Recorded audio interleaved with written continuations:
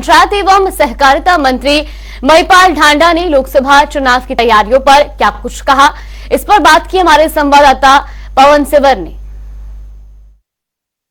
हरियाणा में चुनाव प्रचार जोर शोर से जारी है। भारतीय जनता पार्टी ने अपने 10 उम्मीदवार जो लोकसभा का चुनाव लड़ रहे हैं उनके लिए और करनाल के उपचुनाव के लिए पूरी ताकत जो है वो चुनाव प्रचार में झोंक रखी है। मेरे साथ हरियाणा के पंचायत एवं सहकारिता मंत्री महिपाल ढांडा है।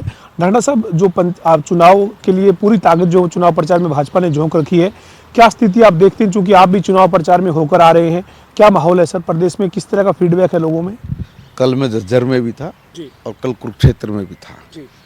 जिस तरह का लोगों में जोश है, जुनून है और मोदी जी की जो गारंटी की बात है वो लोगों के दिमाग में बैठ गई है।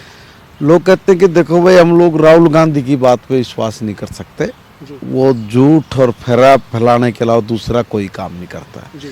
और मोदी जी ने आज तक जो कहा उस काम को करके दिखाया है, इसलिए हम तो मोदी जी को ही वोट करेंगे। ये सीधा आम आदमी का मत है और उसका मन बना हुआ है, ये बात है। अभी जब आप झज्जर में या अन्य जगह पर चुनाव प्रचार में जा रहे हैं तो हरियाणा में जो पिछले 4.5 साल से जो आपकी पार्टी की गठबंधन में सरकार थी या फिर अब गठबंधन से बाहर नायब सिंह सैनी के नेतृत्व में जो सरकार बनी है, उसके कामकाज को लेकर क्या लोग तैयार हैं कि ऊपर केंद्र का जो चुनाव है उसमें मोदी को वोट करें? देखिए, अभी हमारी सरकार जो ये नायब जी के नेतृत्व में बनी है, सही बात तो ये है कि ये सरकार तो अभी बनी है। अभी कोई इतना मौका तो मिला नहीं है कि भी हम लोग कुछ काम करके चुनाव के बीच में हम दिखाएं, ये करें। जो पुराने काम जिस तरीके से चले हुए हैं उनका ही एक किस्म का रिव्यू लेके उन कामों में गति आ जाए, तेजी आ जाए। अभी तक तो ये मामला है। रही बात ये कि भाई सरकार ने जो जो भी काम किए हैं उन कामों को लेके लोग खुश हैं। और दूसरी बात क्या है कि स्टेट का या गली नली का चुनाव नहीं है, ये चुनाव देश को दुनिया का सबसे ताकतवर देश कैसे बने, विकसित भारत कैसे बने, उस लेवल का चुनाव है कि भाई हमारा भारत देश में कहाँ खड़ा है और इसको कहाँ होना चाहिए था। तो लोग तुलना करते हैं 60 साल की और 10 साल की। 60 साल में कांग्रेस के एक छत्र राज में इस देश ने क्या किया और मोदी जी के 10 साल में क्या किया। जब ये अंतर देखते हैं तब लोगों को लगता है कि यार 60 साल हमने तो ऐसे लोगों को वोट दे के जितवाने का काम किया है जिन लोगों ने इस देश का बेड़ा गर्क किया। जो मुश्किल से मुश्किल काम भी बहुत आसानी से हो सकते थे, वो काम भी कांग्रेस की सरकारें कर नहीं पाई, सोच नहीं पाई। और मोदी जी ने उस काम को सोचा नहीं, बल्कि जमीन पे उतार के करके भी लोगों के समक्ष रख दिया है। इसलिए मोदी जी को सब लोग पसंद करते हैं। साहब, कांग्रेस के जो नेता हैं वो जब चुनाव प्रचार में जा रहे हैं तो एक बात सबसे ज्यादा वो कह रही हैं, ये कह रहे हैं कि संविधान को खतरा है। अगर नरेंद्र मोदी देश के प्रधानमंत्री तीसरी बार बने तो संविधान जो है वो तोड़ दिया जाएगा, संविधान नहीं रहेगा, संविधान बचाओ एक तरीके से चुनाव है, ये कांग्रेस और इंडिया गठबंधन के नेता कह रहे हैं। तो संविधान को क्या किस तरीके का खतरा मानते हैं? भाई ये बात तो वही बताएंगे कि भाई कौन सा खतरा संविधान को है। यार इतनी बड़ी झूठ है, ये झूठ फैला के ये लोग काम करते हैं। मैंने भी सुना था बोले संविधान को खतरा है। कौन से संविधान को खतरा है? बाबा साहब भीमराव अम्बेडकर जी ने जो संविधान लिख कर दिया है उस संविधान के साथ कोई भी आदमी छेड़खानी नहीं कर सकता। इसका मतलब तो यह है कि कांग्रेस ने अपनी मंशा जता दी है पहले ही कि भाई अगर गलती से बिल्ली के बागों सिक्का टूट गया, जो कि टूटने वाला नहीं है, मान लीजिए कभी भी भविष्य में भी अगर सत्ता में आए तो आते ही बाबा साहब के लिखे हुए संविधान को तोड़ेंगे। ये तोड़ेंगे, पहले मंशा करके बता रहे हैं।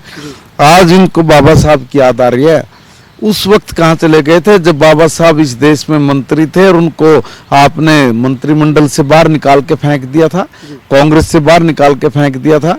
उनकी सूद वूद भी ली क्या, उनके नाम पे वोट लेते रहे, मगर जितना अपमान बाबा साहब का कांग्रेस ने किया इतना आज तक किसी ने नहीं किया। बीजेपी ने तो उनको भारत रत्न देके सम्मानित किया है। और अटल जी ने जो सम्मान बाबा साहब को दिया, आदरणीय मोदी जी ने जो सम्मान दिया है, वो कभी समाज भूल नहीं सकता। राणा साहब, 2019 में 10 की 10 सीट भारतीय जनता पार्टी हरियाणा में जीती थी और ये एक इतिहास था भारतीय जनता पार्टी का हरियाणा में। लोकसभा चुनाव में सबसे बड़ी परफॉर्मेंस थी 2019 में। इस बार 2024 में आप इतिहास दोहरा पाएंगे? इस बार भी यही होगा जो 2019 में हुआ था। लेकिन कांग्रेस ये कह रही कि हम कई सीट पर मुकाबले में हैं और कई वो तो कहेंगे, तो पिछली बार भी कह रहे थे जी। तो कहने से थोड़ी मामला थोड़ी चेंज हो जाएगा। तो आप आश्वस्त और वो क्या बोल रहे हैं और ये कह के हम सारी हार रहे हैं। उन्होंने कह तो दिया हम 6-7 तो हार रहे हैं। चौधरी भूपेंद्र सिंह हुड्डा जी की स्टेटमेंट थी अगर हम 4 जीत गए, अगर हम 4 जीत गए, अगर 4 जीत गए बोल रहे हैं, तो वो तो मान नहीं रहे कि इतनी तो हम हारे हुए हैं।